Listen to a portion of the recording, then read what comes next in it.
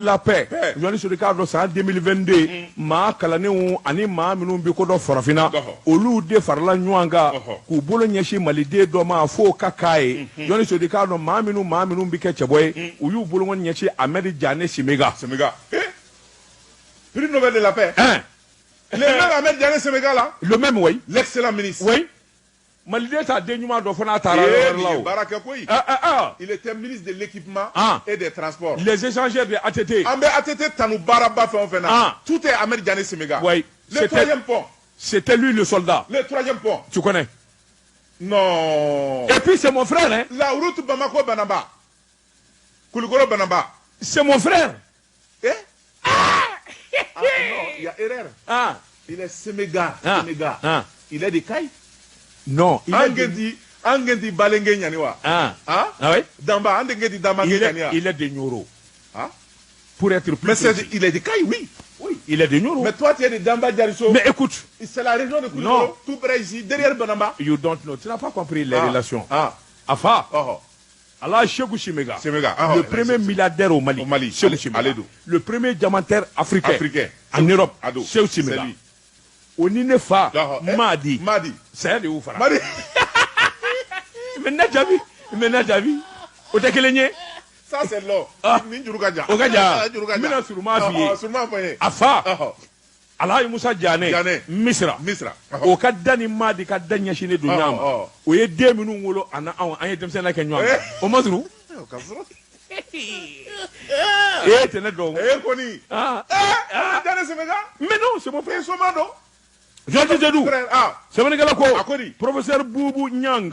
C'est professeur Boubou Nyang, chef suprême des valeurs et traditions africaines. Expert international en sciences, traditions africaines. Dans l'issue du cadre Kalal Daotaï, au deux conférences de Kassibiri Temene, Mini Desogalo Clétani Kele Abidjan, au Sévère. Dans l'issue du cadre Akili na Dezeba ou la Farafina. Minunga Wulika Johnny Chesiri. Dans l'issue du cadre Namadougo Farafina Babuluka.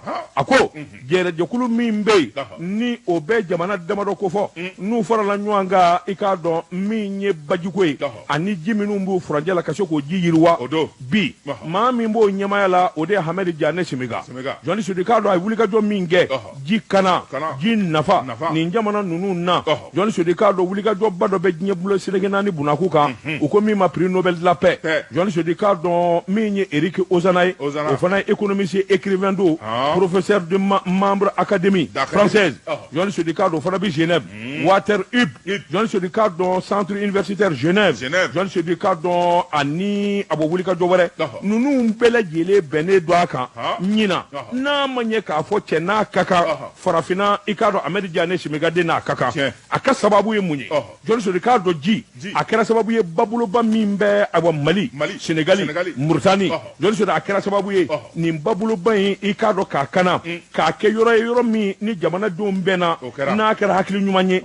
Shekile mi mise ko ke jere sababu kama yon so de cadre o ya Ahmed Diané Simega opuma na manya ka fotan ni bike akanga dale de ma yon so de cadre ma dawma sambi duru minye ni njere jokulu nye abesena no ye o mvc yon so de cadre Ahmed Diané Simega ye minge sambi duru ngono chema soro minzira ka wulika jobuluda minzira ka ko tengu ninga kala nywana ako puma chemindo ati puma yon so de cadre chemindo barakela do yaro ayre kamale ngoro bele jamanja ani sokadi Isuri, hani na efien la Isuri. Dodo ndella kata ministère de l'équipement et des transports là. Ndaranga papier don non fait. O don ne de ministre Sénangolo e abi bo bureau de la kata dola. Jamana baraka ke a Sénangolo. Abi godo tuko ma abi tate ne gongo me ngoni ye joni. Mais ne kono go chargé de mission do. Oui.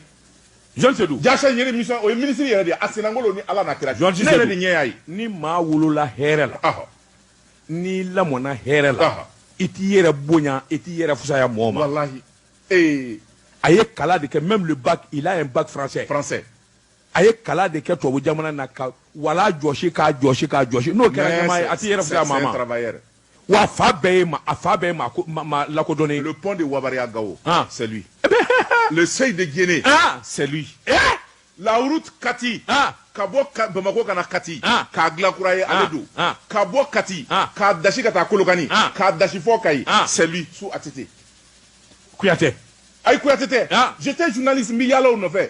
La route, Bougouni, Yavolila. Neni ATT Tara inauguration avec Katim Traoré de Kledou. C'est lui. C'est lui. La route Kati Kita. C'est lui. Il n'a rien dit pour ça. Mais mon de Tara Ben inauguration. Tu connais, hein? Ado, nous connaît, qui est aujourd'hui chargé de communication à l'ANASER. Il était chargé de communication. De Ahmed Diané Séméga. Djibril Tal était directeur national des transports. Ah oui, Clédo, exactement, je me souviens. Mais j'étais là-bas. Hein? Malik Husseini était Ségal. Sɛbɛnnikɛla ko min ye OMVS ye san 50 journaliste du cadre cɛ min sera ka kɛ sababu ye ka ji kɛ sababu ye k'o kala hadamadenw kala ɲɔgɔn na journaliste du cadre jɛnsɛn naani mɔɔw jɔrɔlen bɛ waati bɛna funteni ba dɔ bɛna bɔ jiko gɛlɛya bɛna maa min kɛra sababu ye ka o kana sabati ka kɔn min ye san 40 san 60 baara nataw ye maa min kɔnɔ k'o ko da kɛnɛma Ahmed Diané Séméga Cheikhou Den Amadou Séméga Den Alimoussa Diané D. Non, le journal, je suis formel. Bon, pas de commentaires. C'est moi qui de haut fort. En tant que griot. Ahmed Diané Séméga ti jelikame o barakela de do. Non, mo bi. Atin tunungame atin tamaningame. A wololo la. Ka mo o la. A y'a ye fa Cheikhou kunbɛ min di mɔɔ ma. Donc il est c'est la même chose. Wolof wari nege bɛnna. Cɛ ka pub k'a ka feerefɛnw lakodɔn. Nege kanɲɛ 12 sera Bamako. K'a fɔ jiginɛw ka bonyamasegi bɛ aw ye. Cɛ ka pub.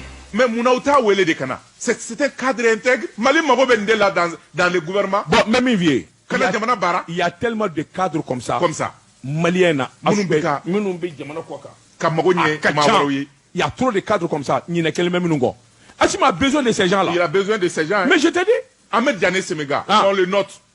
C'est important. Voilà. Très, très important. N'oublie